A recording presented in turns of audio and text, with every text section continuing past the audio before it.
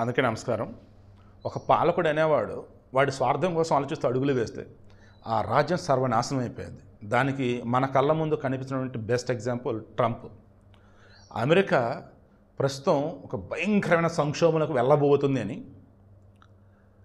Moody's అని చెప్పేసి top rate credit agency, దానికి సంబంధించి చీఫ్ ఎకనమిస్ట్ అతను ఈరోజు ఏం చెప్పాడు తెలుసా? ప్రస్తుతం ఉన్న ద్రవ్యోల్బణం 2.7% ఉంది. రానున్న రోజుల్లో ఈ ద్రవ్యోల్బణం వచ్చేసి 3-4% పోయింది. అమెరికన్లు వచ్చేసి వస్తువులను కొనలేని పరిస్థితిలో ఉంటారు. అండ్ బోల్డ్ అని ఉద్యోగాలు ఎగిరిపోతాయి. 2008లో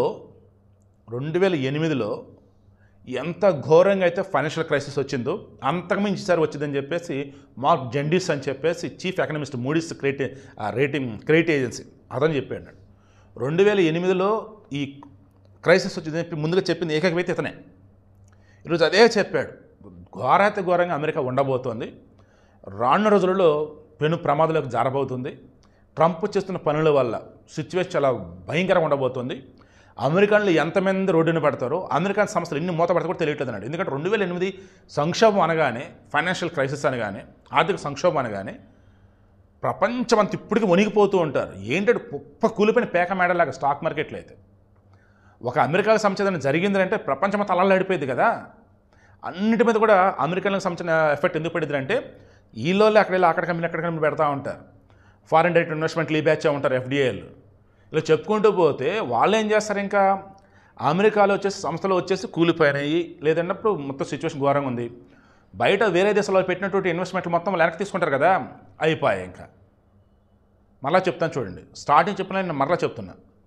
పాలకుడు అనేవాడు ఓపెన్గా చెప్పనండి, జగన్మోహన్ రెడ్డి ఇంక రిమైనింగ్ ఎవరెవరో మీ ఇష్టం.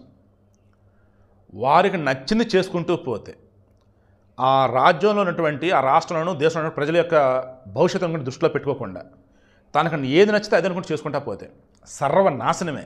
ఆ రాష్ట్రం, ఆ దేశం, ఆ పార్టీ, ఆ మనిషి నమ్ముకున్న ప్రజలు రోడ్డున పడతాం తప్ప వేరేది కాదు.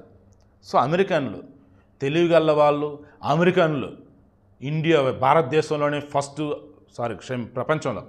ప్రపంచంలోనే అత్యంత తెలివిగల టాప్ తురుమదని అంటారు. ట్రంప్ని ఎందుకంటే అతి పెద్ద తప్పు చేశారు. ఇప్పుడు ట్రంప్ని గద్దెదించే ఛాన్స్ ఏదైనా ఉందేమో వాళ్ళు ఆలోచించుకోవాలి. అదర్వైజ్ వాళ్ళు ఘోరాతిఘోరమైన సిచ్యువేషన్ ఎదుర్కోవడం అయితే ఖాయం.